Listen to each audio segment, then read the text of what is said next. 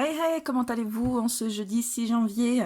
Je me rends compte que oui, on est déjà le 6 janvier et je ne vous ai toujours pas présenté mon agenda astrologique d'Angélique, que je voulais vous montrer parce que je trouvais qu'il était assez incroyable. Je vous avais déjà présenté mon astroplaneur 2022 et d'ailleurs on va regarder ce qui se passe pour cette semaine.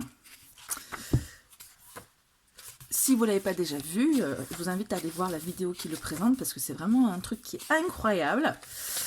Donc vous avez tous les jours, vous avez dans la semaine des petits messages. Donc là on nous dit que cette semaine la lune est ascendante en bélier. Et que pour affronter cette semaine, on puisse dans l'impétuosité téméraire du bélier. Le message qu'on nous donne, c'est que Vénus rétrograde. Du 20 décembre au 30 janvier, Vénus rétrograde en Capricorne. Je vous montre le message de plus près pour ceux qui voudraient lire. Vénus représente nos relations amoureuses et amicales, et en Capricorne, c'est une championne d'escalade qui préfère de loin grimper seule plutôt que mal accompagnée. Dans ce territoire de discipline et de principes moraux solides comme du titane, l'astre du bien-être et du désir devient plus froid, plus austère, moins volage et plus responsable. Elle se le permet car elle tient ses engagements, on peut compter sur elle. Mais en revenant sur ses pas, Vénus se demande si elle a bien posé ses limites et su exprimer ses exigences. Vénus rétrograde t'invite vivement à étudier la qualité de tes relations avec lucidité et sang-froid. Le conseil de Vénus, si certaines histoires pèsent trop sur tes épaules, il est peut-être temps de t'en délester. L'indépendance affective se travaille et constitue un réel trésor. Courage! Voilà, donc on est dans une semaine où on nous parle d'améliorer nos relations et d'en faire le tri surtout. Et qu'est-ce qui nous dit l'agenda Angélique? Alors, c'est un agenda, déjà quand j'ai retourné le truc, je me suis dit 19,99 alors qu'en fait, du coup, vous l'avez à 18 euros. Je fais de la pub à la FNAC, je sais pas si à d'autres endroits c'est pareil, et il est juste énorme en fait. Il est juste énorme parce qu'en fait, vous avez jour par jour la carte astrale qui évolue en fait. Donc, on vous présente dans un premier temps, bon, vous avez un sommaire avec toutes les dates, toutes les semaines. On vous présente la correspondance des signes astrologiques, l'explication pourquoi elle a fait cet agenda astrologique, les maisons, il n'y a pas de... Je vais le rapprocher, les maisons, explication sur les maisons. Vous avez ensuite les signes du zodiaque, donc on nous indique ce qu'est le signe astral, l'ascendant, les aspects astrologiques, les planètes rétrogrades, pour ce fameux Mercure et les autres, les planètes de la plus rapide à la plus lente, l'incidence des planètes rapides et des planètes lentes dans notre vie, les points astrologiques en rapport avec l'année 2022. Donc on a des explications sur le nœud sud en Scorpion par exemple, les lunes noires, lune noire vraie, lune noire moyenne, enfin vous voyez plusieurs choses.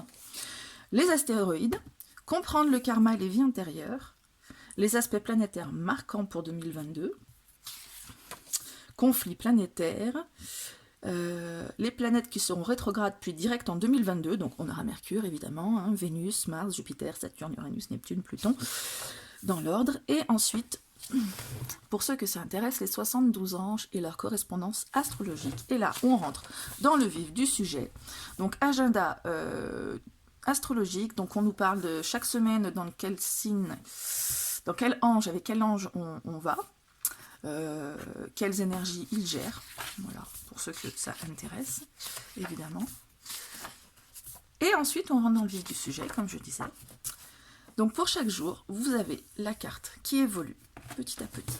Donc, je vous montre un peu plus près les deux. Vous voyez, la lune est là, ensuite elle est là, et le soleil, et ça avance, et vous avez comme ça beaucoup plus de précision, en tout cas pour les personnes que l'astrologie intéresse. Vous avez de quoi prendre des notes, une to-do list hebdomadaire ou autre, petit manquant de la semaine, et pour chaque jour, regardons donc le 6 janvier, puisque nous sommes le 6 janvier, pour chaque jour, vous avez, bon, l'ange du jour, le saint du jour, donc aujourd'hui nous fêtons les Mélène, les Tiphaine et les Théophanie.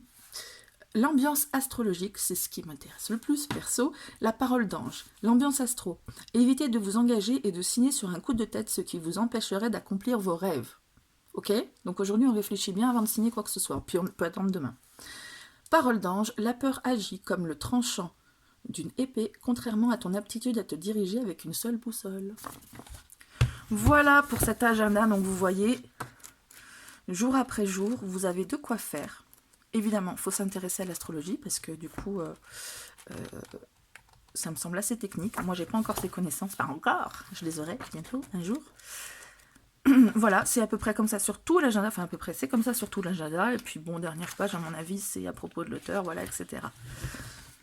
Voilà, pas plus à en dire. C'est concis, mais c'est super. Je vous le conseille. Si c'est un truc qui vous plaît, dites-le moi. Si vous vous êtes déjà procuré l'astroplaneur et que vous avez déjà commencé à vous en servir, ce qui n'est pas mon cas, va falloir que je le mette sous mes yeux pour le faire.